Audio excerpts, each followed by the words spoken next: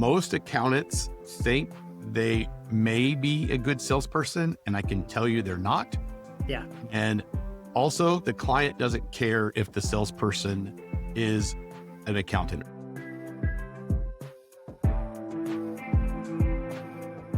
Hello. My name is Matt Banker. This is the Marketing for Accounting Firms podcast, where we talk to firm owners about their firms, about marketing. Today, we're going to talk about sales, which there's a fuzzy line between sales and marketing. They work in tandem. And I'm excited to have a returning guest, Matt Patrick, and also Shelby Betts, who is the salesperson at Matt's firm. Welcome to both of you. Glad to be here. Thanks. All right. Here's why I wanted to have you on. Matt, you have built a sales team. And I know this is becoming more common with a lot of accounting firms, but a lot of firm owners they're responsible for the sales conversations themselves, but they would love to not be, is my impression. What was the point that you hired sales for your team? Why did you do it? And what's been the journey in that until now with your firm? I actually go back before I had my firm. I came from Big Four, and my assumption was that partners or people that wanted to be partners were the rainmakers in it. And when I started my firm, I thought that was the role I needed to be in. Through joining PASBA, there were firms that had salespeople, and I was very intrigued by that. I never thought about how could I possibly sell accounting services. My expertise is my knowledge to be a great salesperson. And I did not even realize it was possible. I never even comprehended the thought that it was something that could be done. I listened to a guy named Tom Carroll. He was a salesperson for a long time for Ed Hashrider's office up in Milwaukee. And Ed has a mega practice called a sumo practice and a sales team. And he talked about how they systematize the idea of sales. And I went, ooh, that's very intriguing. And that would have been about 3-4 years into having my firm at that point. Because we had a fairly repeatable model, it became easy to systematize sales. But one of the things that struck me right away was the simple math. Like the math is, what would one new client net a month do? What would 3 net new clients a month do? And then you start thinking, how do I compensate them? And how does that work? And I teach them how to say no to clients that aren't a fit for our services. And so that was some of my early learning. I was very fortunate. I had a friend of mine, a longtime friend of ours, who was at a stage in his career that maybe making a really large career change for him would have made sense. And I remember bringing him to my dining room table and saying, I'm not sure how this is all going to work, and you may not love this, but would you be interested in trying it for 90 days and telling me if it's something that would work? And that was Rick, and he was with me for 15 years. What it really opened my eyes to is most accountants think they may be a good salesperson, and I can tell you they're not. Yeah. And also, the client doesn't care if the salesperson is an accountant. I don't know how often that comes up for Shelby today, but in the beginning, there was a lot of my head trash of needing to meet with the accountant before they say yes, because we had a systematized offering. That's what I hear from a lot of firm owners, is that they have a hard time imagining, like having the imagination of how can someone who doesn't know accounting scope this and answer the questions that a client has and be able to have those conversations. So I think this is maybe a good opportunity to bring Shelby into the conversation and say, all right, Shelby, you don't have an accounting background. How do you convince people that you know what you're talking about and that they should hire Patrick Accounting and Works for all these different things? Sure. Yeah. I think I do want to clarify that I have 4 semesters of accounting. Okay. Through a business degree. No, I laugh. But yeah, no, it's rarely honestly come up. Dangerous is what I say. I don't know anything to be dangerous, but it hardly ever comes up. It is 1 in 100 that someone would say, oh, are you the accountant or are you the person? I think one time in the time that I've been with Matt, someone has said, I really want to speak to the accounting team. It just really doesn't come up. The point of sales is to really ask good questions and to learn and to like piece together problems and potential solutions, right? And so even someone that's potentially thinking about outsourcing accounting for the first time or has questions about tax, like they don't expect you in that first call, whether you are a salesperson or an owner, they don't expect you to bring answers to that table, right? So we're all used to having a way in which we buy services, and accounting is not unique in that. So I think maybe we think industry wise that's unique. Oh, you would have to talk with an accountant in order to bring on a client, but that's just not the reality. Anybody in your firm that is a good listener and can ask some deep questions could realistically probably sell that deal. The only caveat to that I would say is most accountants want to answer that question to prove their expertise in the sales call. Sure. Yeah. Which means they're giving away services of, Sure. I am the expert with the answer. I'll give it to them. And you're like, that's probably not the best. It's not a great sales approach because, first of all, if I was a salesperson, I'm not the ones who are going to be doing the work anyway. And secondly, why would I buy the cow? Yeah. Matt, if you're talking to a firm owner right now, like what needs to be in place or what are the requirements before you're ready to hire a salesperson in your mind? I start with you have to have a very clearly defined what a client is, who a client is, what services you offer, and what services you don't. Without that, I don't think sales can be successful saying yes to anything. You have to have a very defined, I call it the box. You have to have a very defined, this is what we sell and what we don't. Yeah. Once you have that, it becomes okay, how do we price that box? What is the list of the attributes of a client that we think or require to be a client? And what are like absolutely no-goes? We're not going to do this type of work, or we are not going to work with this type of person, or you want to give that salesperson very clearly defined parameters to go find. Do you agree with that, Shelby? Yeah, Matt's always said that. I think if you can clarify what you're going to do and what you're not going to do, that makes it really easy for anybody to step into that. So the minute I know, okay, these are the things that we take care of and these are the things that we don't. If you're interacting with someone one-to-one in a meeting, you have a clear sense of do they fit in this box or this box? And then as you're targeting the market, if you're just out there trying to find new business, it's easy for you to say, where's Waldo? This is what Waldo looks like to the firm. And so then I can go out and find that in the marketplace. Yeah, I would agree. I think that's the piece. Now, I know what often comes up at PASBA is how do I pay for a salesperson? Yeah, that's a big one. I don't know, Matt, if that's where you want to go next, but I think Patrick has a good opinion about that. It is one of the big things that people think about when I first started in my cash flow. It was like, I can either go sell and hire an accountant, or I could hire a salesperson and be the accountant. From a cash flow standpoint, this is my hedge a little bit. I'm only committing to a base with a salesperson, and I'm betting a little bit that they're going to be successful. So my actual cash flow investment for a first salesperson is there's some time and ramp of extra comp, but you're more of a defined number. It's probably lower than a seasoned accountant that you'd have to get in order to replace yourself in that role. And so I did that math, and then this has to be win-win. The biggest bottlenecks I see are if they are successful and they sell 5 deals a month, are you going to be able to service that? Are you going to have to throttle them, and then they're going to get discouraged and say, no, that's not what I want. I don't want any caps on what Shelby and her team can make. I want them to be the highest people on our team. I have to have that mentality of what if they sign work that we want to take, I know I have another client I can fire, or I have to raise fees, or I have to be able to pull the other levers because I am not going to throttle sales. Well, you could even imagine, I think for smaller firms that are maybe ready for a salesperson, there could be scenarios where the salesperson makes more than the owner for a while as you're like, absolutely. Different things. And you may have to come to terms with that. Yeah, I think back to early on, and I think I was probably making pretty close to what my highest salesperson was making. And I'm okay with that. The harder part is when, it's not, let's say you have an accounting team and they have to realize that person is making more than all of them. And I have to be able to educate them going, that's okay. They're helping us grow. It's a one-time hit. And it's also hunt, kill. They have to go find it and kill it. Can't jump all the time. And they're going to ride a wave. If they're successful, they win.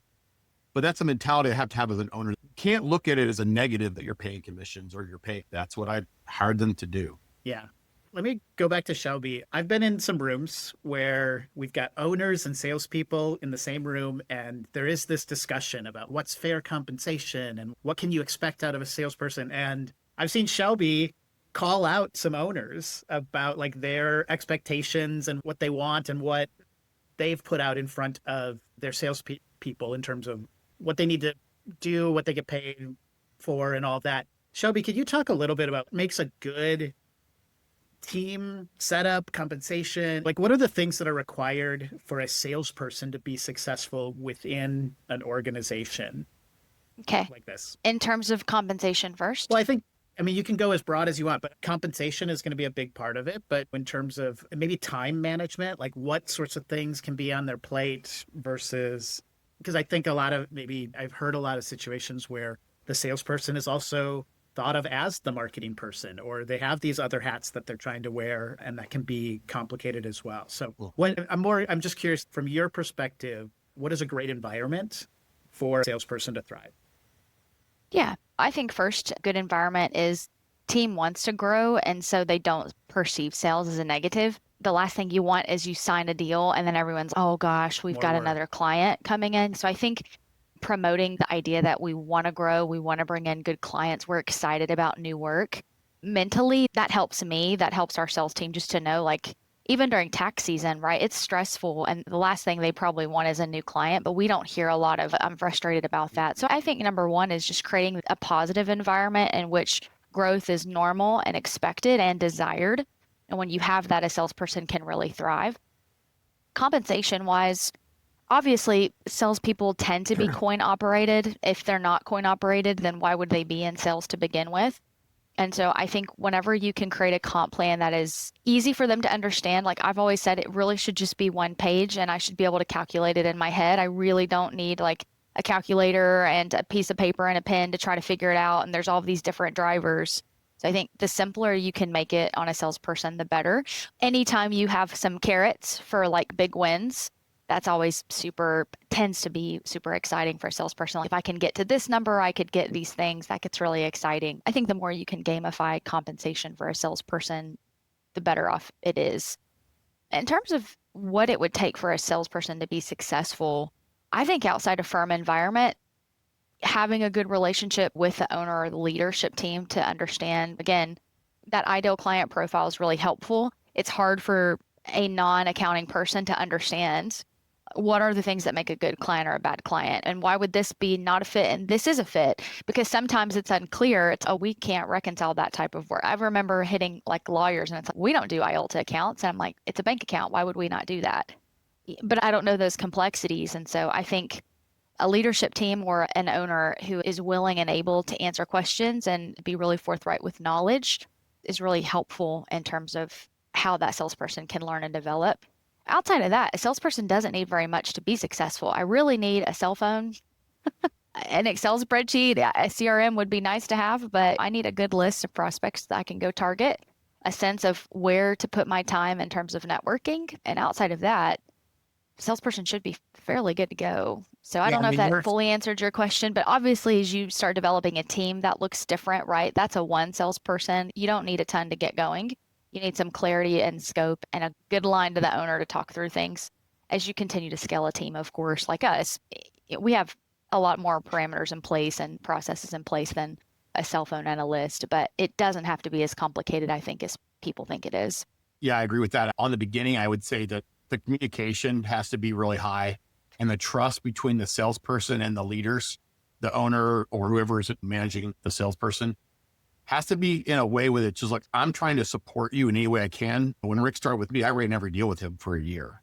I'm still figuring out how to price this stuff and what's in the package and what isn't a fit. Also, I think we don't want to say no to every deal, and we want to have clear lines, but there's still stuff that comes up. When those things come up, we're not trying to do it from the negative of, we don't want to say yes to anything. I'll use the IOLTA account. Here's the risk we run into when we do that work. Here's why that's not a fit. They know for the next time, okay, that makes sense. We still work with attorneys. We just don't do that piece. And that's why I've carved that out. Yeah. And it is one of the things. Also, I think we have good feedback back and forth. One of the things we do now, in the beginning, it was me reviewing every deal with the salesperson as they were pricing them out. And it would be like, we could do this for this, or we could do this for this. And here's why that could be different or not.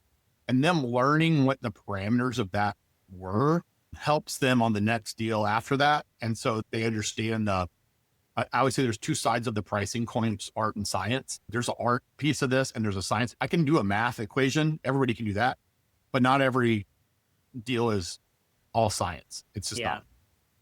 And I think it helps. It really is good for salespeople. Most, I would say good salespeople are just innately curious people. I like to know how things work and why they work.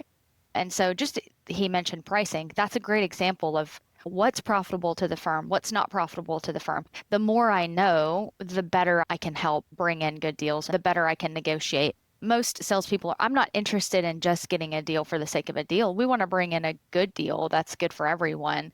And so I think the more information you can share with the salesperson to help them understand how you're profitable, that ultimately actually will help them be better salespeople and present you better in the marketplace.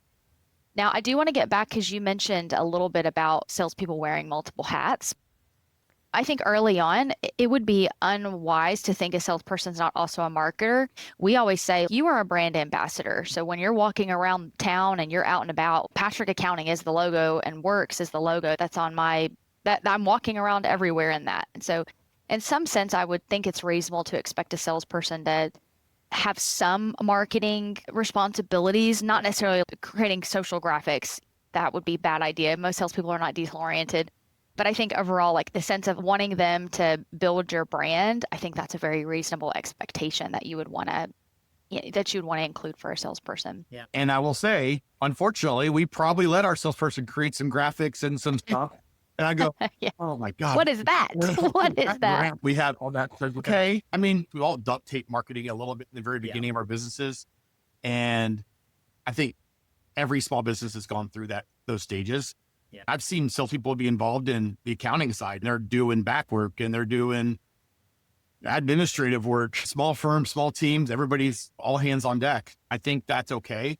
It lets them understand how the firm operates better anyway. If I had my choices, I would never hire an accountant to do a sales role. I find that to be a mistake because they like to get into the stuff and that has a chance to be a deterrent. But that knowledge would be great to have. So it's where I had this really good accountant who's really good with people. I'm going to put him in a sales seat. Accounting work, and there's not ideal. Let me frame this question. I'm going to go to both of you on this, but what are 2 or 3 common mistakes from other firms when it comes to hiring or managing a sales team? Okay. Matt, let's start with you. Yeah, I think part of it was you assume because maybe they've been in another sales role. If they were successful there, I mean, they're selling similar services. And you find they really weren't creating their own network. They didn't have there to hunt. They were probably living off of previously built networks. One of the struggles we ran into early on was the actual business acumen of them and their ability to ask really good questions, but with not just a list of questions, but actually having a consultative mindset to, I'm here to help you, but in order for me to help you, I need to understand some stuff better. We got people that were probably a little more mechanical, not in a bad way, but an order taker or an insurance quote, like maybe this parameters, I'll give you a quote. That's not the sale I want to have because I really want to make sure we are going to be able to help them. And then they just really didn't have that, I'll say the hunger to get up and go, no matter what you think they're going to have. We may have seen other characteristics of competitive spirit or intelligence or even coachability, but if they weren't hungry and they weren't honestly money motivated, I probably wasn't going to get them there. Yeah. Shelby, what would you say? Mistakes and... Yeah, as he was speaking, I had wrote down consultant and tenacity. I think the biggest struggle and the mistakes we've made, to Matt's point, is sales is hard. It's a grind day in and day out. Just because I've sold successfully 6 months ago doesn't mean I'm going to be successful today. There's this sense of I always have to be prospecting. I always have to be closing something. We want to get to that net 4 deals, net 5 deals a month. That takes effort every month. Yeah. And I think we've found some really talented salespeople could have been successful in former roles, but burn out a little bit in terms of always needing to keep that successful pipeline. And so I think that's a grind and it can be hard. And I think you just have to find the mindset. Like you have to dig in a little bit to the mindset of that person. Are they disciplined in their personal lives? Are they disciplined professionally? Do they work out?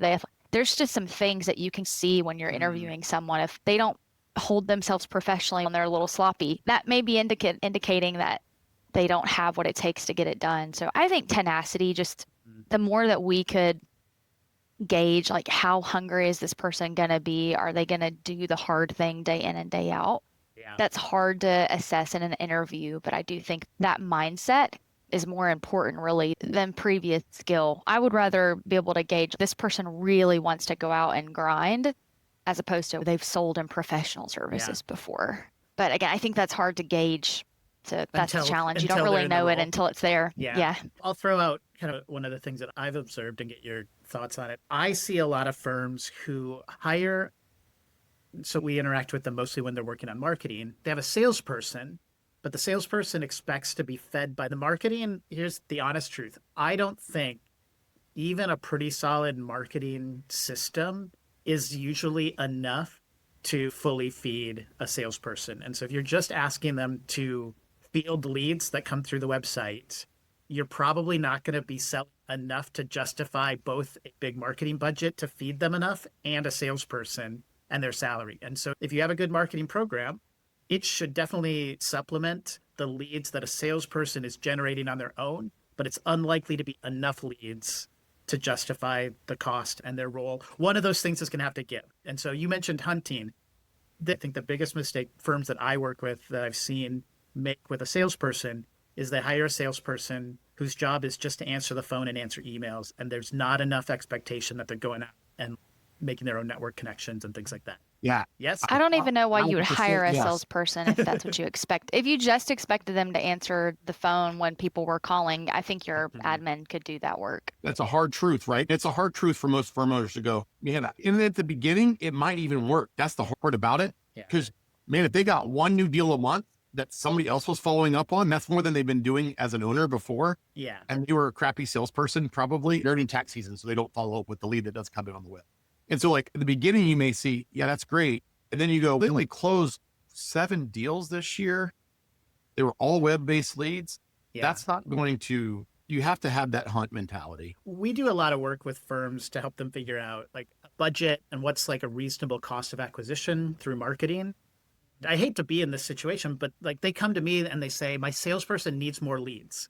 And I say, in marketing, it's going to cost you this to bring in more leads. And when you start adding in those different numbers, like it just gets way out of whack where the like the cost that it takes to generate enough leads to feed a salesperson for the number of leads that they're closing, if they're not out there finding their own prospects as well, it just gets out of whack. And generally in a situation where I say you either need to let go of your salesperson and just let marketing feed your owner who's going to handle sales calls, or your salesperson needs to follow up on these leads and be generating their own. That's the way the math works from what I've seen most of the time. You are exactly right. Yeah. Our goal internally, I would say, is if we're generating, if we could have marketing supply A third to 50% of our leads, I would be 50%, ecstatic. yes. The reality is, no matter what we've done, marketing cannot support our side at this point. We have an expectation that our salespeople have to go out and find the next potential contact that we can nurture through marketing and help get them down. I think of marketing for us as a lot of sales enablement. What does sales need to be successful when they are out in the market? Show information and the email campaigns to generate the next step for a client. And what do they need to educate the buyer about? All those things are super important.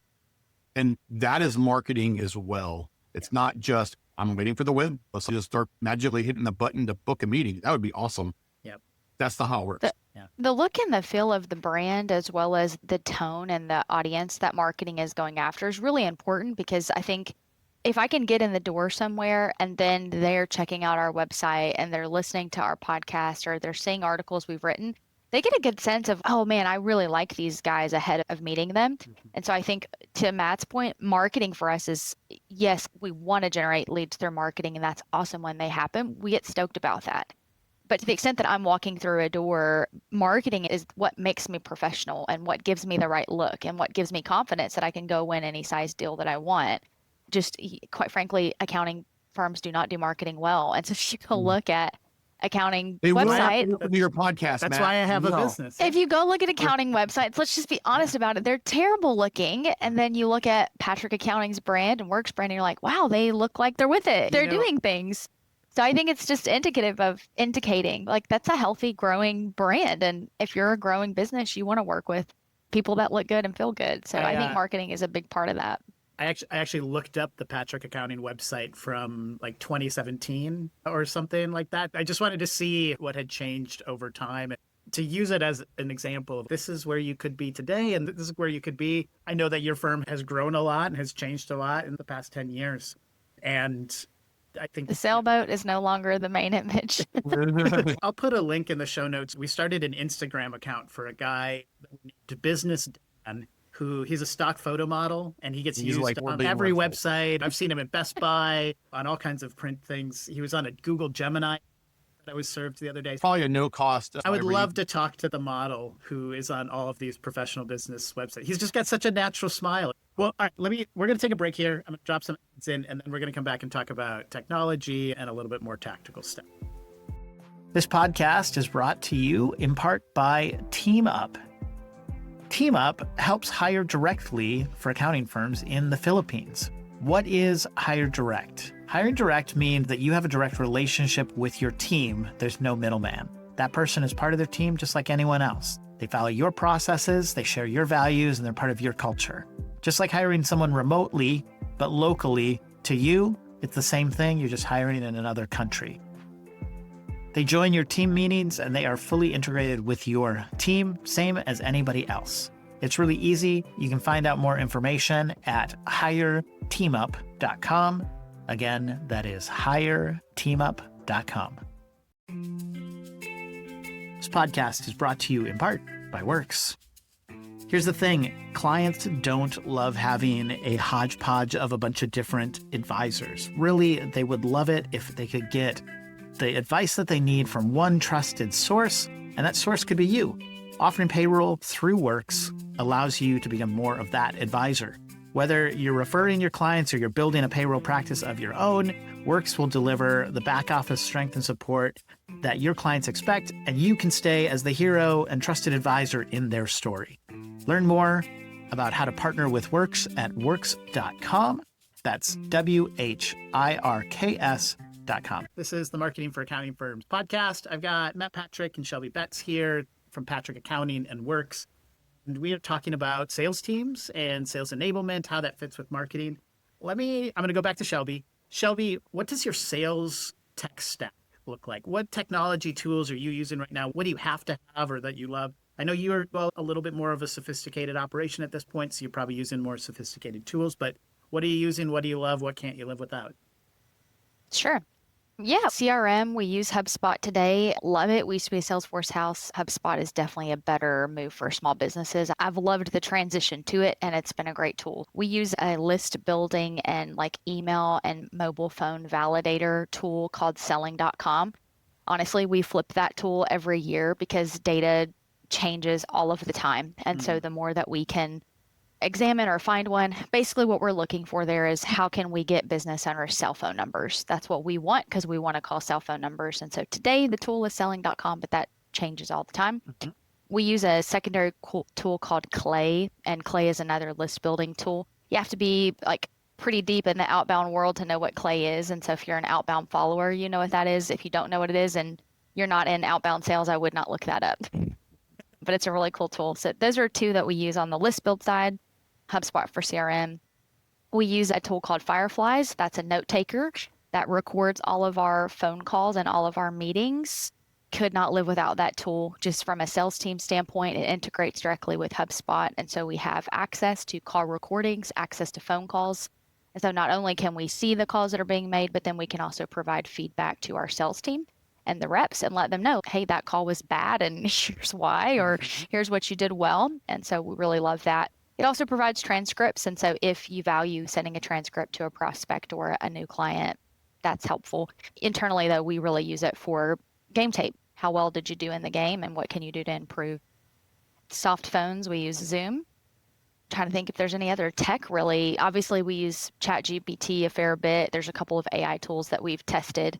We use a video tool called Vidyard, which is great for filming videos and creating personalized videos. They have AI avatars, which we've tested a handful of times.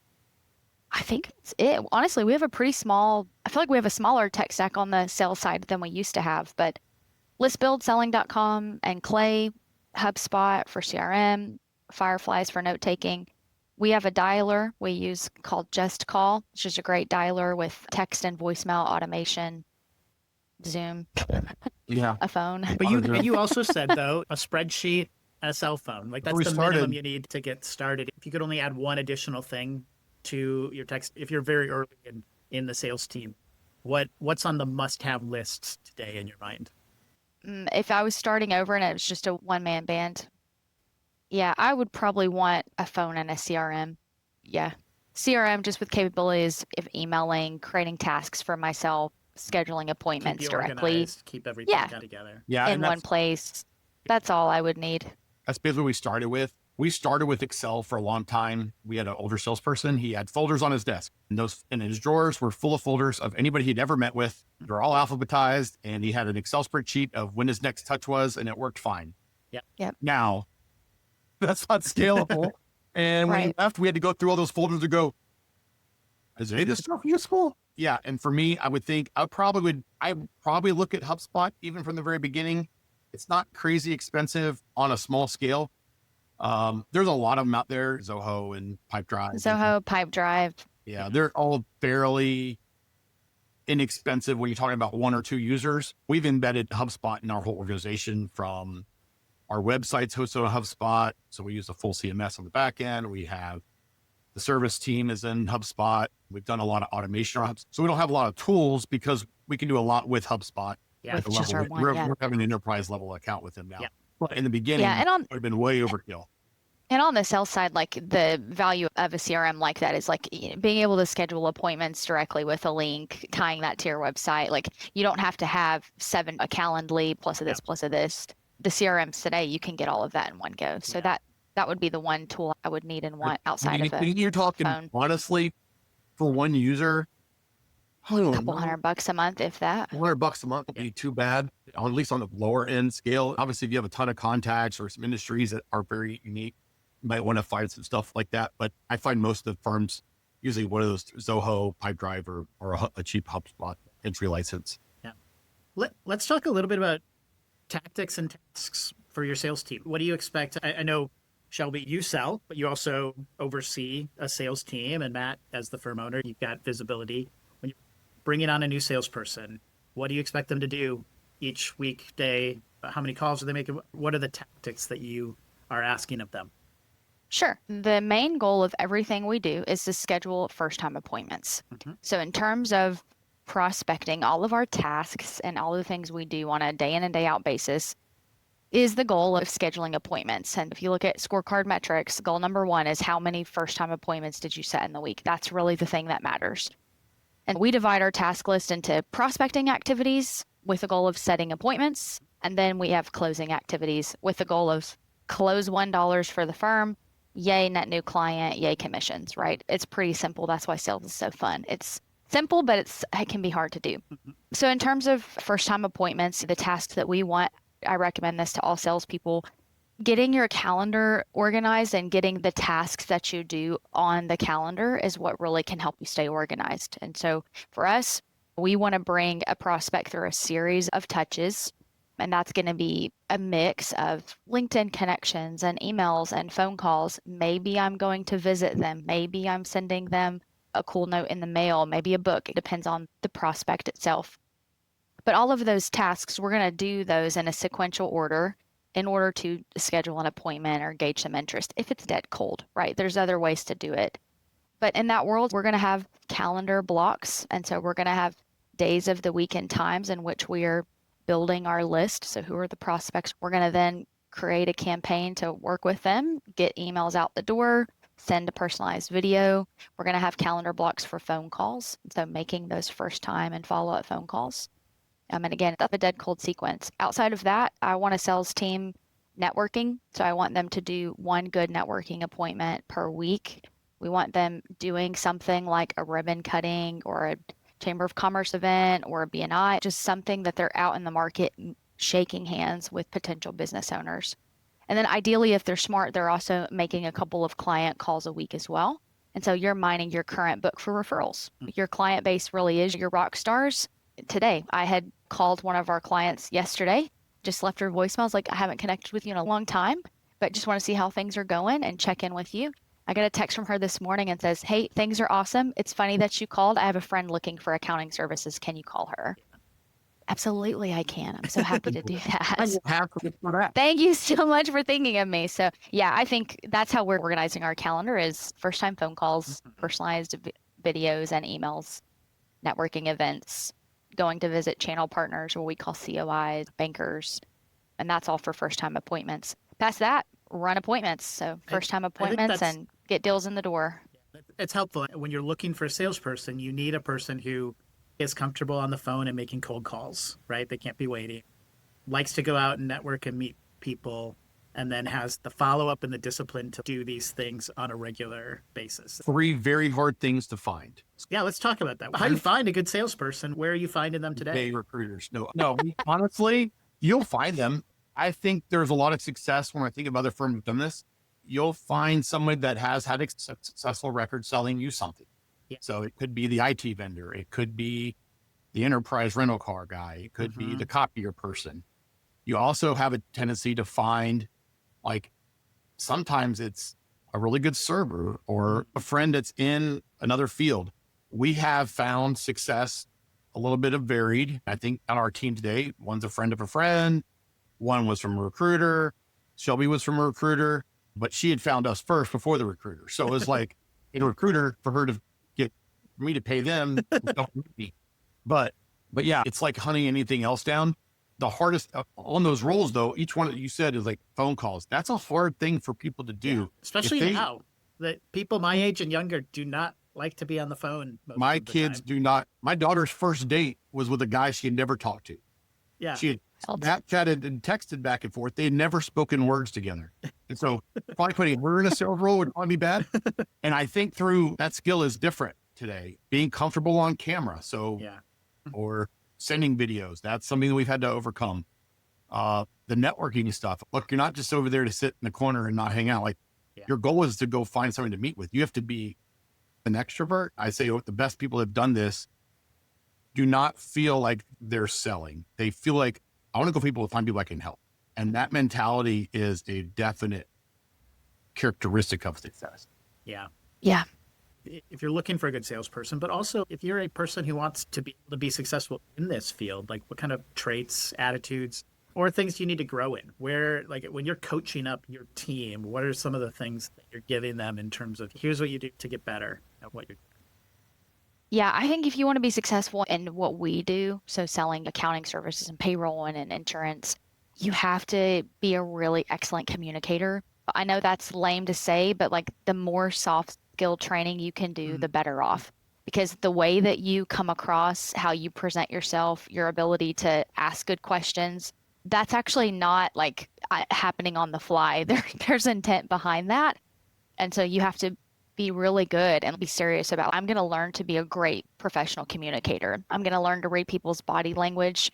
I'm going to recognize, I'm going to be able to listen really well. Listening is another skill set. Like most salespeople just tend to word vomit everywhere. And you have to hold yourself back from that if you want to be successful. So I think soft skilling and being a good communicator, learning to listen, those are 2 skills that probably are not like, there's not a ton of classes out there for that, but those are 2 that you've got to work on. I think outside of that, you just have to constantly check your desire to be liked and your desire to find your identity in what you do. Because part of the role is rejection, right? Like only a small percentage of the people that I interact with actually say yes. And so if there's any of my like desire to be liked or desires to just be affirmed is wrapped up in my job, that will disable me from picking up the phone because I'm not going to make phone calls because they're going to say no. So I think at some capacity, you just have to develop some tough skin and just say, like, okay, like not everyone's a fit. Yeah. That's okay. It's not that they're rejecting me, they're just rejecting my service. Sales is more mindset and mentality than people realize. And so you have to constantly work on that. You've used it here even. There's a head trash. Yeah, I know both of you have, I think, used it here as something that's that internal getting over yourself is almost most of the job, I think, when it comes to selling. And I mean, honestly, I think this is true in running a business too. Like being good at the thing you're good at, it's like a little bit of the job. And then getting over yourself and learning to get past your own issues so that you can do the stuff that's hard. That's a big part of it. The trait that we haven't talked a lot about, I think it's same for business owners too, is humility. You have to be coachable. You have to be a good listener, usually somebody who is humble because they don't have all the answers. Constantly learning, constantly trying to improve. It's not perfect. Nothing's perfect. I just want to keep getting better, a little bit better every day. And that's a skill set that I find our best people across my firm have always had that skill set, that learning mentality. I know she didn't say this, but like Shelby has done a lot on her own to go find ways for herself to improve. All of our best people have done that.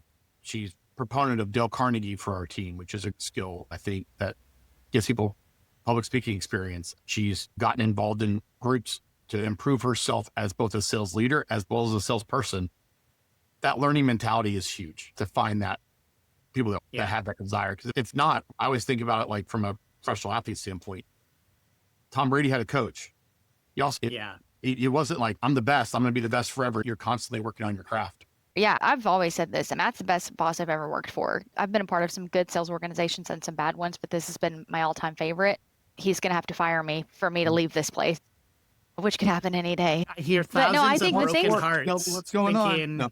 You know, The things that I like about Matt, he mentioned it earlier, but he has never put a throttle on our team. He has always said, if you go find business, we will find a way to make that work. And so that's super exciting to know, like, no matter what we're going to do on our side, we're never going to be told no if it's a good fit. Super encouraging as a salesperson. He wants us to win. And so there is a sense in which I know if I do really well, like I'm going to be rewarded for that very fairly. And I'm appreciative of that. And I also might get these other things just because Matt's super fun and super generous and wants us to win. So it's fun to be in an organization that like desires to win and actually wants you to win as well. It's not just, oh, yay, like the sales team's lining Matt's pockets. There's a sense in which like I think Matt truly does believe if Shelby's team does awesome, I'm excited about that. And so I don't know that every business owner is like that. I've worked for some owners in the past that's not the case. So those are two big things for me. Outside of that, willing to do absolutely anything that we need or want. I'm going to share this story. I've shared it 100 times, but when I first started working here, I had an old client that was with me at a former company. You know, he calls me like a weekend and was like, hey, when were you going to call me and offer your services? And I'm like, I'm a week into my job. I don't know anything about accounting yet. And I ended up meeting with that business owner and had good conversations. And he just said, look, I would be willing to say yes, but I really want to meet the business owner, which as a salesperson, that's a no-go. I'm like, crap, I've not done my job. You don't need to meet a business owner to say yes. This is like my first deal. And so I told Matt, I was like, hey, I know this is awkward, but this guy really wants to meet you. I think he'll say yes. And Matt was like, yeah, sure, I'll meet him. Where's he at? And I'm like, well, he's in Coleman, Alabama, which is a few hours from here in a little bitty town. And so I was like, we didn't Zoom back then. Yeah. We like went in person everywhere. And so Matt literally drove down to Coleman, Alabama to meet this guy so that we could sign the deal that day. And that really for me cemented, like he is willing to do anything and everything to help me be successful. And he really does want me to win. And so that was just like a big moment, earned a lot of loyalty from me. We had lunch at this really tiny cafe down there. And I just remember thinking, this place is the right place for me to be. Like, I'm excited to be here. Those are just some of the reasons I love working for Matt. Guys. He does. Yeah, he's a good dude. He's been a client for a long time. Love them. They're fantastic. He makes it fun to be here. Well, it's a fun organization to be a part of. We'd better wrap it up because we've been going for a while. But Matt, is there anything 9-hour podcast that you'd want to? This is not Joe Rogan show. We can't just go on and on. Matt, is there anything that you'd want to say just about sales and running a sales team for firm owners? If a firm owner does the math, and if the success of a salesperson, if they did one average size deal a month, you will more than pay for themselves. And I'm a high quick start, but I would tell you, you're gonna say pull the trigger. Every day you're waiting. That's good. Thank you both for being on the show. Matt, Shelby, thanks for great insights. I think this is going to be super helpful to so many firm owners. My name is Banker. This is the Marketing for Accounting Firms podcast. You can find us at marketingforaccountingfirms.com. We have a marketing incubator group that people can join if you wear the marketing at your firm and you need coaching, guidance, and resources. That's what this group is for. It's firm owners, it's admins, it's people in that marketing role. And make sure to leave us a rating and review on Apple or Spotify. That really helps other people find the show. And with that, we'll say goodbye. This podcast is brought to you in part by Works. Here's the thing. Clients don't love having a hodgepodge of a bunch of different advisors. Really, they would love it if they could get the advice that they need from one trusted source, and that source could be you.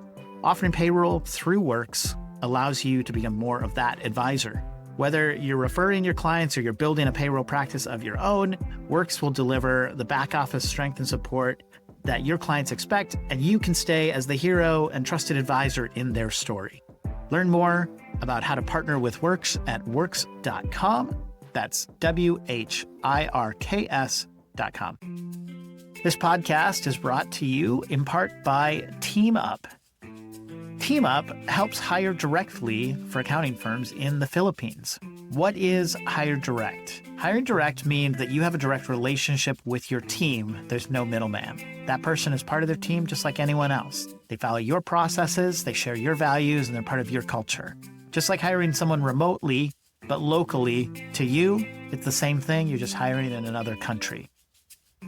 They join your team meetings and they are fully integrated with your team, same as anybody else.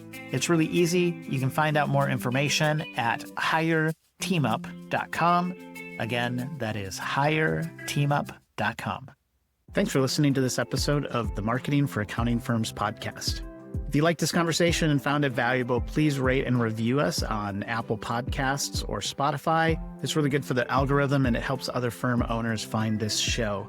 You can subscribe to our weekly Marketing for Accounting Firms newsletter at marketingforaccountingfirms.com. And you can connect with me, Matt Banker, on LinkedIn or Twitter. We hope you tune in next time for another episode of Marketing for Accounting Firms.